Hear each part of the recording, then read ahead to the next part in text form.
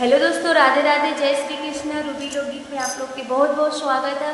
तो चलिए हम एक बहुत ही प्यारा हंसी मजाक वाला गीत लेके आए हैं आप लोग को सुनाए खातिर। तो आप लोग ध्यान से सुनी, आनंद से सुनी और फुल वाच करके सुनी और बताएं कि गाना आप लोग के कैसा लगा। बहुत ही मजाकिया गीत है, ध्यान से सुनो, जब बहुत ही अच्छा लगी, बहुत ही मज़ा आई। और चैनल के सब्सक्राइब कर दीजा और गाना के लाइक करीजा, कमेंट करीजा। रुन झुन खोला ना केवड़िया हम गीत सवा जइबे ना। रुन झुन खोला ना केवड़िया हम गीत सवा जइबे ना। हम गीत सवा जइबे ना।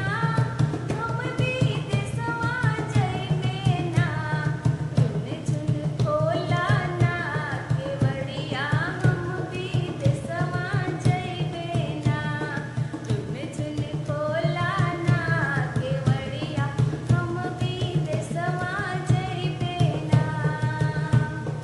जो मोरे सैया तू जइबा गीत सवा, जो मोरे सैया तू जइबा गीत सवा। हमरा भैया के बोलाता हम नैहरवा जइबे ना। हमरा भैया के बोलाता हम नैहरवा जइबे ना। जो मोरी धनिया तू जइबू नैहरवा, जो मोरी धनिया तू जइबू नैहरवा।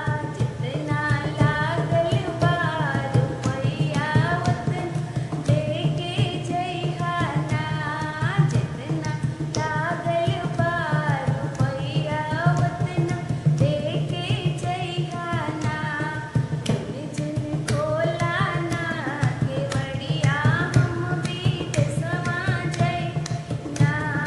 रुन झुन खोला ना केवड़िया हम गीत सवा जइबे ना। हम गीत सवा जइबे ना। हम गीत सवा जइबे ना। रुन झुन खोला ना केवड़िया हम गीत सवा जइबे ना।